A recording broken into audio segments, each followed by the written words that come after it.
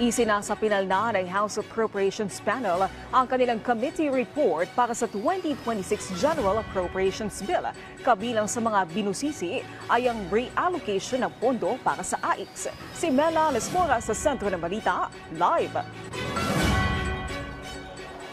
Naomi, sa mga puntong ito ay inaabangan natin ang pagtalakay sa plenaryo ng 2026 General Appropriations Bill. Pero bago yan, dumaan muna sa mabusising pagtalakay ng komite itong ang nasabing panukala. Pasado alas 11 ng umaga kanina na magsimula ang executive meeting ng House Committee on Appropriations para isapinal ang committee report ng House Bill No. 4058 o yung House version ng 2026 General Appropriations Bill.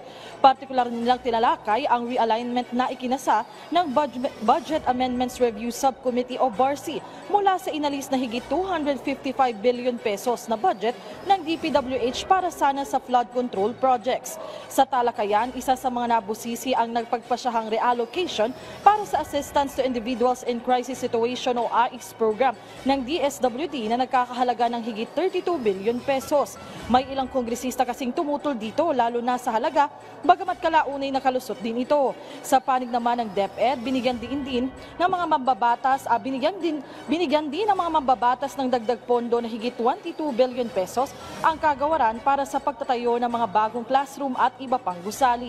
Ayon kay Appropriations Committee Chair Micaela Swansing, generally ipananatilihin pa rin nila ang nilalaman ng National Expenditure Program at ang inaayos lang nila ngayon ay ang tinapyas na pondo mula sa DPWH. Kapag naipasa na sa committee level ang General Appropriations Bill, anumang oras ngayong hapon isasalang na rin ito sa plenaryo. Sa mga punto ito, balikan natin ang bahagi ng pahayag ni Chair Swansing.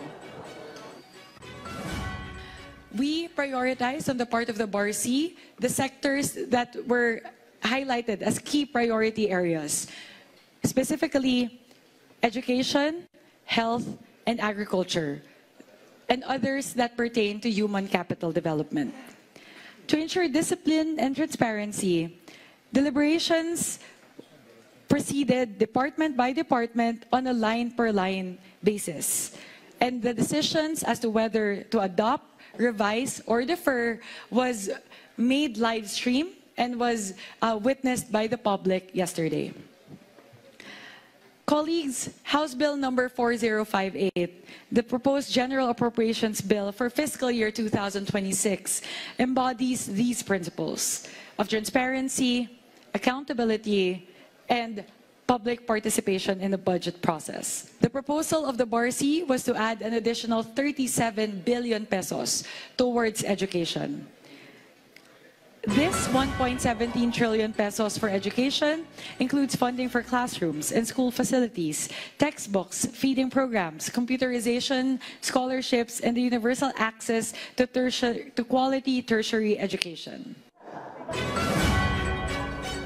Naomi, ang magiging sistema dito kapag humarap na sa plenaryo ito nga iba't ibang panukalang pondo ng iba't ibang agencies, mismong mga kongresista na yung magdideliberasyon dito at susuporta na lamang yung mga concerned government agencies. Ibig sabihin, ang magdedebate para dito sa mga panukalang pondo ay ang mga kongresista at inaabangan nga natin yung magiging final calendar na magiging schedule dito para nga sa magiging sunod-sunod na pagharap ng iba't ibang ahensya ng pamahalaan para depensahan ang kanilang pondo. Naomi?